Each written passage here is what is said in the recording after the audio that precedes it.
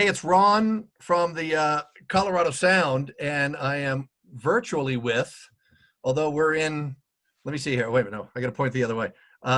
This guy here is in San Francisco, and this guy here is in Albuquerque, and I'm in Colorado. Kevin Smokler and Christopher Boone, producers and directors of the film Vinyl Nation. Guys, thank you for being here, and thank you for your film. Oh, you're welcome, Ron. Thanks for having us, man. You Yeah, know, thank you. as I told you when we first started talking, that the Colorado Sound slogan is, so We didn't get T-shirts for this interview. these are 2 years old. Yeah. I treat it very gingerly, Mm. but I was really interested in your film because it touches on the world of records, the world of music, and the world of Record Store Day, which is important to us. And as filmmakers, there's a ton of stuff that you guys could write on and make a film about. What was it about this subject that made you want to make this film? Where did it start? Where did the idea start?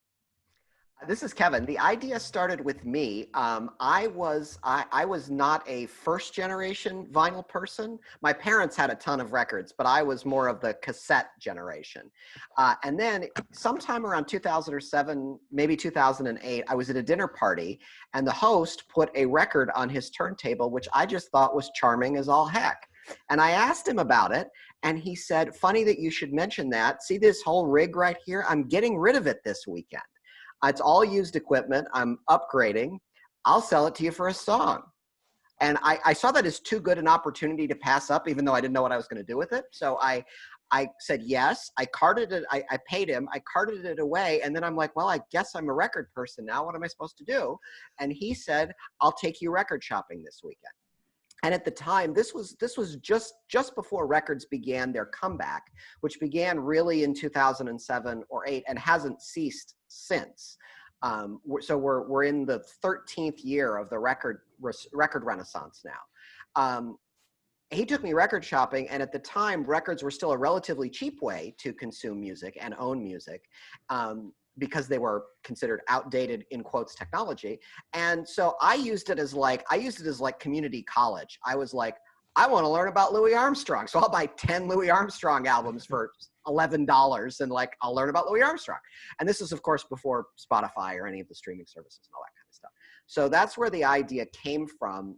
Flash forward 10 years, Chris and I had gone to college together and had been working together as professionals because my last book was about 80s teen movies. And Chris had brought me to Albuquerque to do some screenings because he's very plugged in with the local film community there. And we worked really well together. And Chris had shown me a narrative film that he had written and directed called Sense, C-E-N-T-S, which is amazing. And I said, I need to, maybe there's something here for us to do. And he said, like, make a movie? And I said, sure, but I only write nonfiction books. I only know how to tell nonfiction stories. So it would probably be a documentary, a nonfiction movie. And he goes, that's cool. You have any ideas for that? And I said, I have exactly one, which is records, the comeback of records, which is 10 years old now. So the question of why they're coming back is not enough for a documentary. But the question of what that comeback means might be. And Chris was like, interesting. And so we started talking on the phone once a week in March of 2018. And we did that for about 6 months, just pulling the idea together. Yeah, and I had gotten back into records around 2014, I think, when my wife made the mistake of buying a turntable, which unleashed my desire to buy physical music again. But more importantly for this project, why I got interested in it is I have a teenage daughter. She's 17 now. And shortly after we got our turntable for the house, she got her own Crossley turntable. And it was great to actually be able to give her music as a gift, like physically hand it to her. Because, sharing a Spotify playlist doesn't really do that very well. So I was really interested in how young people like my daughter had gotten into vinyl records, who just completely skipped over all physical formats and came right back around to vinyl. Like she never owned a CD player. So streaming and vinyl together makes sense to her. It's like, I think there's something here that needs to be explored a little bit deeper than some of the newspaper stories and magazine articles we had read. So I was definitely interested there. And like Kevin said, we just started having phone conversations. And from there, we went into a bunch of different directions to try to figure out what the story would be. One of the things that impressed me about the film is that it shows the younger generation getting interested in vinyl, and Chris, kind of going on what you're talking about with your daughter. And I think a lot of people see, I hate to use this phrase, the younger generation, the Pepsi generation, as the generation that is into non-physical media. And the difference that you talk about in the film, the tactileness of touching the record, of putting the needle on it, versus Alexa, where you say something and there it is. But there's a whole different psychology to that. And could you guys sort of touch on that a little bit? Yeah, Either I one. mean, if the movie was just going to be about nostalgia, that wasn't going to be enough for us. Not because there isn't enough there is, but that's a lot of work to essentially talk about something that is from the past. And there's nothing if that was the only thing that was part of this story about the record comeback, then it may as well be a story about model trains or paperback, or dime novels or anything else that people feel wistful about. It wasn't unique to records then. What was unique to records is not only was this old technology coming back, but the audience for it was bigger and more diverse than it had ever been. And you had kids teenagers and children and college students who had no association with records as a music technology beyond maybe like a dusty box, in their grandmother's attic, who are like, oh yeah, this is a really cool way to listen to music. It's not only tactile, and the thing is as big as your face, and it comes in all these different colors if you're into that sort of thing. But it's got great photos. You can hang them on your wall. People come over and know immediately what you're into. It functions like posters in that way. When your friends come over to your room. And so there's a lot, records operate on at least 4 of the 5 senses. You can hear them, smell them, touch them, see them, and streaming, for all its conveniences, of which there are many, and we are not anti-streaming people, it only works on one sense. You can only hear it. And so it's no wonder we associate streaming with like snacking and records with like eating a complete meal. The other thing that I think was fascinating is something we didn't even realize until we had shot the footage and gave it to our editors. Like, we thought we were making a movie that wasn't just about records, but it was about inclusion, like Kevin was saying earlier. And not that there hadn't been a diverse collection of record buyers in the past. It's just that they hadn't been, maybe we haven't seen them portrayed that way in media. But when we gave the footage to our editors, they quickly pointed out, like, you've made a story about human connection. And that's something that's really fascinating about records, is like how it brings people together. You see it at record store day, everybody out in line, talking to people, seeing people that they saw a year ago in line at record store day, talking with each other in the record stores about records, going to like the Austin Record Convention, but also stories that aren't even in our movie. Like Ellie Fessler is in our film. She's the college student from Pratt Institute. And she told us a story about when she moved into her dorm room as a freshman. She brought her turntable, a handful of records, because that's all she could bring. And immediately, like, her roommate's like, whoa, wait, you're records? Like, I'm into records too. And they noticed they connected over a band, and the roommate had tickets to see them in concert. And then another guy sees the record player in Ellie's room. It's like, I'll be right back. And he runs to his dorm and he comes back and he's got a record, and he goes, this is my favorite band of all time, but I've never been able to listen to it on vinyl. Can I put it on your turntable? And I thought these stories about people buying records but not having a turntable were not true until we actually started doing research, and I found out, no, this happened over and over again. Like, young people buying records at merch tables at concerts to show their support for their bands, like Kevin said, putting up on their wall. And then all of a sudden they realize they have 10, 15, 20 records. Maybe they should buy a turntable. But again, connecting with other people that are into their bands as much as they are, that was different. That was unique. That was something interesting to us. And so that has been really fascinating as we delved into the story and then started filming, how that element of human connection really came out around vinyl records. Well, I think we all know and feel that music is personal. And whether it's, I love Frank Sinatra and you don't, I love the band Rancid and you don't, or whatever it is. But you guys start the movie talking about community, talking about that connection of people waiting in line at record store day or just being in a record store. But you guys find that all over the country. You guys visited how many different cities and filmed, a I dozen? think we were in at least 14 cities, Kevin. Is that right? 14, yeah. And you found sort of the same thing all over the country based around the love of music and the love of these things that, are 12 inches or 7 inches, that everybody comes together about.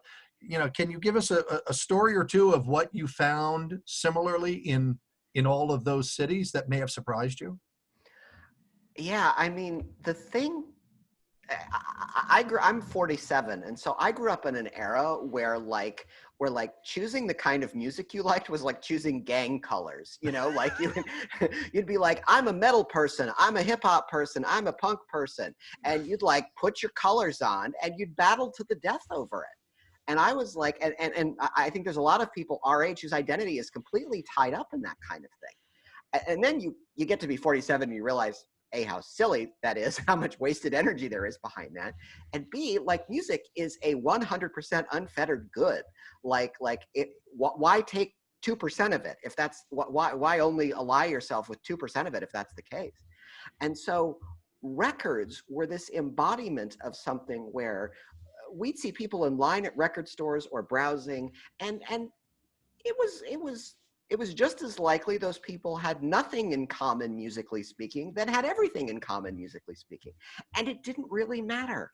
Like the number of times we joke with people that we met filming Vinyl Nation and just record people in general, that your first time when you are a record person is not like the first time you hear something. It's the first time you are at a record store and some complete stranger looks at you like they're going to mug you and says, that thing you just pulled out of the crate, you have to have that. And you're like, well, and your first reaction is, you don't know me. You don't know what I'm into. You don't know what kind of music I like. And there is something about that person's enthusiasm, not only for that record, but for music itself, that is contagious and that influences your experience with it. And it makes you feel like you belong to something bigger. The record, as we like to say, as a black plastic circle, is this thing that we're all sitting around, this circle that we're all part of, something that connects us all. And the fact that it existed beyond anyone's personal or individual taste, I think was amazing. Like, I don't think either one of us anticipated that was going to be part of our story.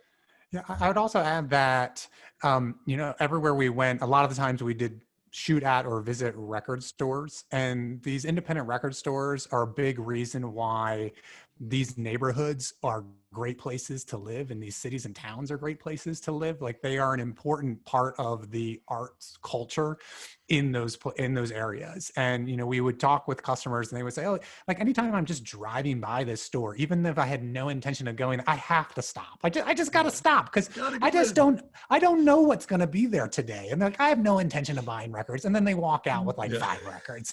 And we would hear that story kind of over and over again, but it didn't matter like what town you were in. And we also have learned since we made the movie, we could only go schedule and budget wise to these 14 cities and towns.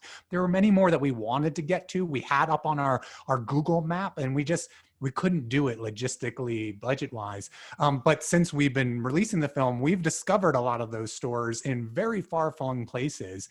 And it's a combination of stores that have been there for decades and survived, and new stores that have popped up because people are interested in records. And I think what's really interesting is, like, as Kevin and I traveled around the country, sometimes you'd see like, oh, this neighborhood is up and coming because now a record store has opened up in it. Or it's like, or this hair salon is worth going to because they also sell records. Like, wow. we would stay at places when we were shooting this, and lo and behold, like, we'd walk past this salon that was selling records, and we're like, are they open? Can we go see what they have in there? So those things were really fascinating, just kind of everywhere you wouldn't expect. Sometimes something would ultimately pop up. The other thing I think was interesting was we went all over the country. We met people of all types, and you see them in our film, every age, every race, male, female, non-conforming, whatever it is. And again, our editors pointed this out to us too as they watched through the footage. And they said, I think we could put any two of these people in a room together and they'd be fast friends. And it's basically because they have this shared love of music, even though they're very different people. And I loved how we found connections amongst our characters that are from very different walks of life, professionally very differently, and they're telling us the same stories. That was great. One of the things that I noted that you just kind of touched on is that I think that there's this attitude of record people being old white guys.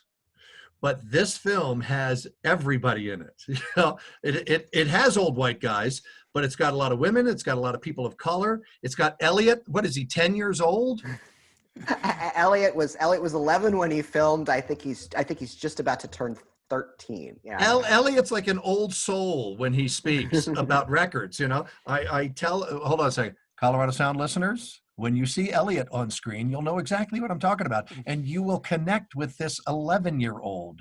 You know, Elliot is dynamite. But I loved how you really showed the melting pot of America, and they all had this common bond, and that is the music and the records and the Crosley turntables. You know, also, you know, which we have given away many of, you know, at our station also, and there was, I can't remember her name, but the woman at the end, and Kevin, I think you hugged her. You asked her, you know, what's going to happen to your records when you die? And she's what, 35?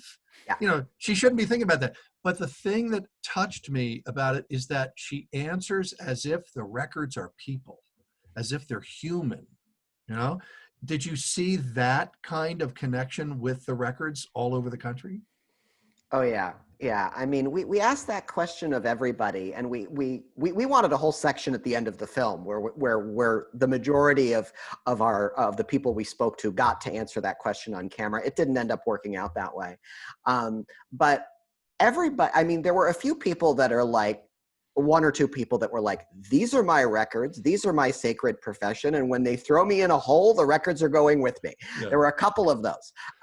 Almost everybody was like, we as record people, and it's just people who love music, are part of this larger ecosystem. And as Ben Blackwell, the co-owner of Third Man Records in our movie says, the only reason I have a great record collection is because other people's record collections were broken up for it. Yeah. And so their record collection becomes mine, and when I'm gone, maybe it becomes my kids, but really it all gets passed on and becomes part of the firm. And it's nature, essentially. Like, and the records, as Ashley Ann Krigbaum, who is a great DJ in Los Angeles now, and radio producer, says at the end of that movie, you know, these records will exist in someone else's life at some point when I'm gone, and someone else will have their own story with them. Yeah. And that was our first week of screening, and at the end of that interview, I was like to Chris, I was like, do we have enough now? Like can we just are we done? Stop making the movie now? Like, yeah, that was. I feel like we go straight to editing at this point. Like, that was a moment that when it happened, it was like, okay, that's in the movie. Like that's a guarantee in the movie. But like Kevin was saying, I think that's what's fascinating about records. Like each record has its own story, right? So like when you get a used record, I have lots of new records. I have plenty of used records too. When you get a used record, you're not only getting that record, you're getting everybody else's story with it. So those scratches and those pops, while they might be a little annoyed that it has it, it's like, yeah, that was somebody else's story now imprinted on the record you own. And you see in our movie too, like at Hair's Breadth Records in Baltimore, a customer comes up and says, what's this writing in here? And it was purely the previous owner just liked to write in the albums. Well, now that woman has that guy's stories as part of her record collection. And nobody else has that particular story with that record now except for her. And then when she passes it along, the story continues. Yeah. And so I found it really interesting how many people talked about that with their collections, and also just the time they invest in putting the collections together. It was interesting. Like we said, stay tuned for the end credits if you want to hear these stories. Oh yeah. That's the bonus.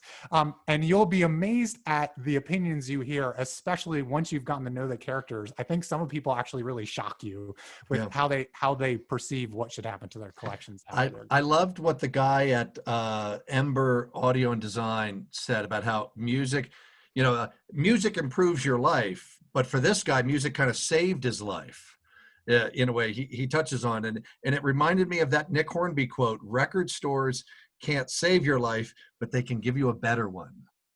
Yeah, No? if you go to the Soundgarden in the Fells Point neighborhood of Baltimore, which is the spiritual birthplace of Record Store Day, it was Brian Burkhart, the owner of that store, who first convened the small group of record stores to come up with the idea for Record Store Day based on Free Comic Book Day.